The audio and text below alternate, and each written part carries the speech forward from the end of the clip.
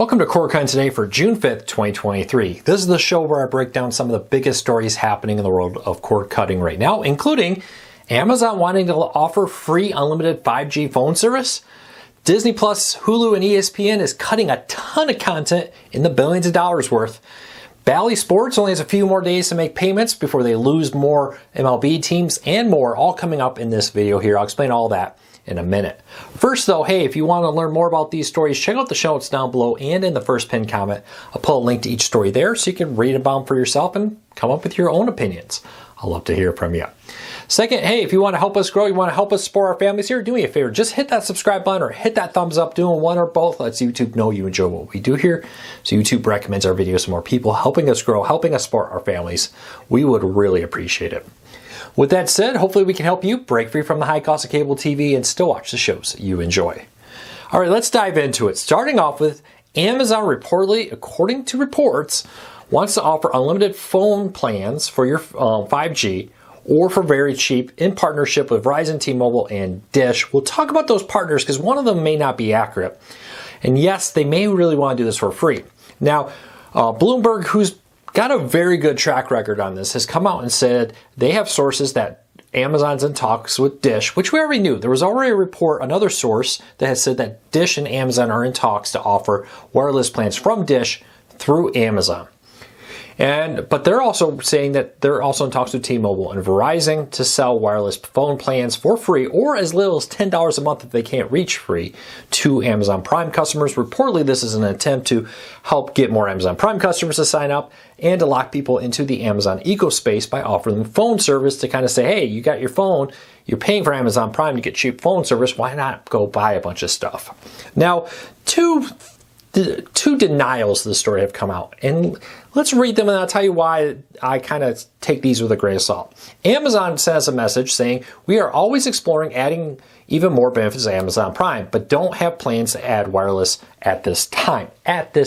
So keep that in mind. And then T-Mobile was a little bit more aggressive. They said, Amazon is a great partner of T-Mobile in many areas. We are always interested in working very closely with our crosstown neighbors in new ways. However, we are not in discussion about including our wireless service in Prime, and Amazon told us that they have no plans to add wireless service.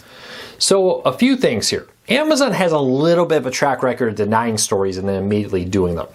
When Amazon Preview first launches IMDb TV, it was reported, maybe even by Bloomberg, it was reported by somebody that they were working on a free ad-supported streaming service. Very quickly, Amazon came out and said, we're not doing that. We have no intention of launching a free service. A few months later, there was the free service. Now, it is interesting that Dish and Verizon, to my knowledge at the time of recording this video, have not denied this story. Is it possible that Amazon is not talking to T-Mobile, but is talking to others? We'll have to wait and see. It's all with grains of salt. Bloomberg has very good sources, and I kind of hate to just say there's no way this is true.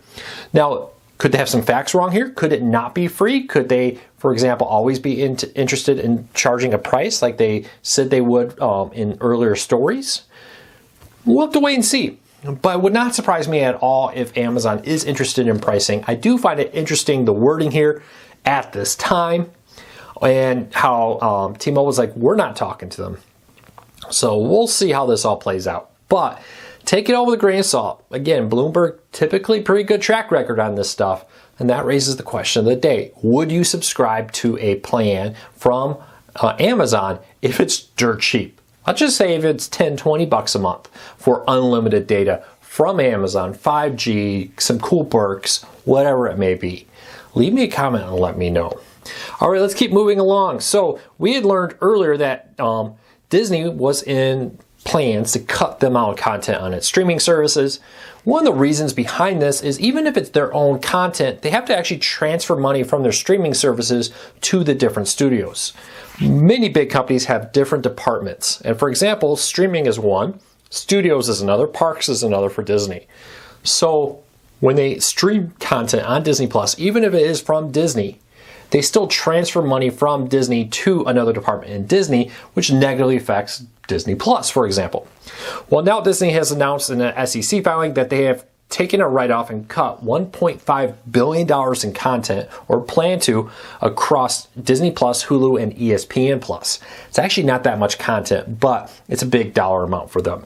They also announced in that filing that they may terminate some partnerships with third parties for content.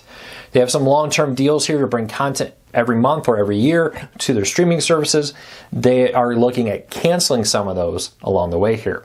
It's part of what we talked about last week, about how services like Disney Plus are slightly shrinking their catalog, even by 1 or 2%, can save them billions because they don't have to pay that royalties, even if they're paying it inside their own company. Disney's been very clear. They want to make Disney Plus profitable. They also want to make their studios profitable. So, transferring content for free from the studios to Disney Plus means the studios don't get revenue. It's a lot of book work, but when you're a publicly traded company, this is very, very important.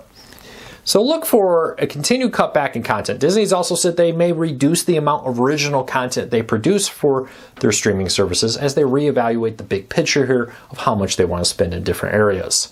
So there you go, $1.5 billion in content. Realistically, that could just be a handful of series and a handful of movies on Disney Plus, maybe a few less originals on ESPN, maybe a handful of content removed from Hulu. I think in total you're probably looking at less than 2 to 3% max of their catalogs across the board. But it is interesting to see that they are cutting back and they are trying to reduce the amount of content they're offering. All right, last week, let's move along to the next story up.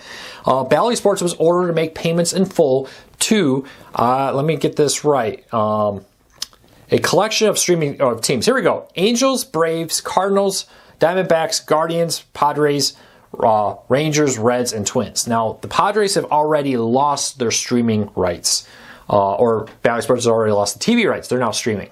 And there's reports that Diamond Sports has made payments, I believe it was to the Rangers or the Braves, one or the other, to one of those teams. But the judge has ordered them to make full payments, and if they fail to do it by later this week, they have until, I believe it's the 5th or 6th. I apologize. I thought I had that in here in this story, but I do not. I have the wrong story up. But they have just a few more days to make payments. If they fail to make those payments, they will forfeit the TV rights like they did with the Padres. I believe it's Wednesday or this week or so that they have until there. Now, a few options for Bally Sports. Bally Sports can either pay in full for all the teams and keep all the teams. They could pay none of the teams and give up all the rights to those teams. Or they could say, hey, like there's been reported, either the Rangers or the Braves, I'm not sure which one it was. Hey, we're going to pay you, we're going to pay this team, but not those 3 teams. We don't deem those to be profitable enough.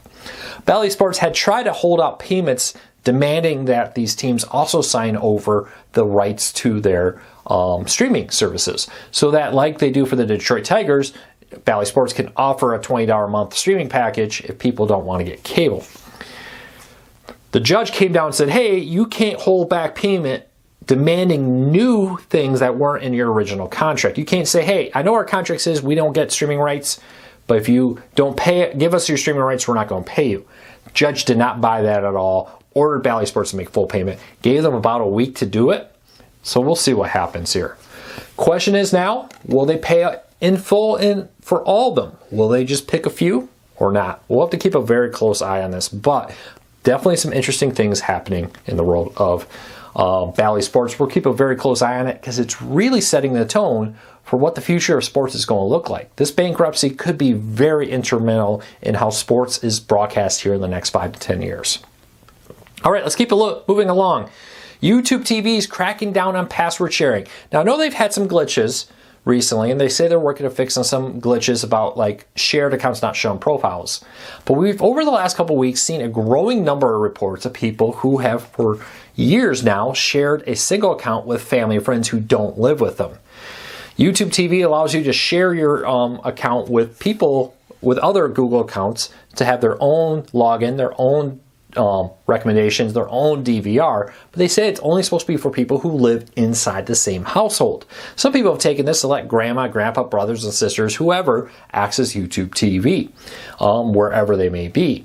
Technically, you're supposed to take any device that you watch on YouTube TV back to your home location, connect to your home Wi-Fi every 90 days or so Traditionally, YouTube has been kind of lax, only targeting some of the more egregious violators of that policy. But now we're hearing reports that they are getting more aggressive in this, being more aggressive in saying, hey, if you're not connecting back to every 90 days, we're going to start cutting some of these accounts off. And that's what we're seeing. Now, this isn't a widespread crackdown yet, but it does seem that YouTube TV is following in the steps of other providers and saying, hey, we have a particular policy on how you can use our content outside, how you can share it. And if you're in violation of that, we may cut you off and ask you to subscribe. Let me know, have you been hit by this? Has this affected you? I'd love to hear from you. All right, deal of the day. Sling TV is back at a half off offer. You can get your first month of Sling TV for as little as $20. Plus, you can get a free Fire TV stick, which value at $20. You're basically either getting a free Fire TV stick or getting a free month of Sling, however you want to look at this. But as long as you subscribe and pay for a month, you can get a free Fire TV stick. It's the light edition, but still a nice Fire TV stick. If you want to check out this deal, I'll put a link to it in the show notes down below. But if you've been thinking about trying out Sling TV, $20 is a great point to try it out for the first month and decide if it's right for you. That's the great thing about cord cutting, no contracts. If you don't like it, cancel anytime. All right, moving along, last story of the day. Maybe this is no surprise, but cable TV subscriber numbers have fallen in share of number of American households to 1980 levels. So get this, at the start of the 1980s, just 20% of American households subscribed to cable TV. By the end of the 1980s, it went up to 60%. Excuse me, it was 23% at the beginning, just to be exact, as I know somebody's going to comment on that. By the end of it, 60%. So in 1989, 60% of American households had cable TV. While current U.S. cable TV numbers by household is just 53%. There are other reports that claim that cable TV has dropped below the 50% when it comes to the number of households. It's a complicated number because you've got to consider new households that never add cable TV into that, for example. But what we can all agree on, no matter what study you look at, is that we're below the 60% mark, which means by percentage of number of customers and Americans out there, cable TV is now back to the 1980s level. And they predict that the number of cord cutting and cord never households in America could be up to 75% by 2025. We'll see if cord cutting keeps growing at that rate or not, but that would put it basically back to almost 1980, maybe even the 1970s numbers here in just the next 2 to 3 years. We'll see how that all works out. What do you think? Does it surprise you that cable TV by percentage of American households is back to 1980 levels? Leave me a comment, let me know. I hope you have a fantastic Monday. I hope you had a fantastic weekend. We'll be back again real soon. Have a great day, everybody.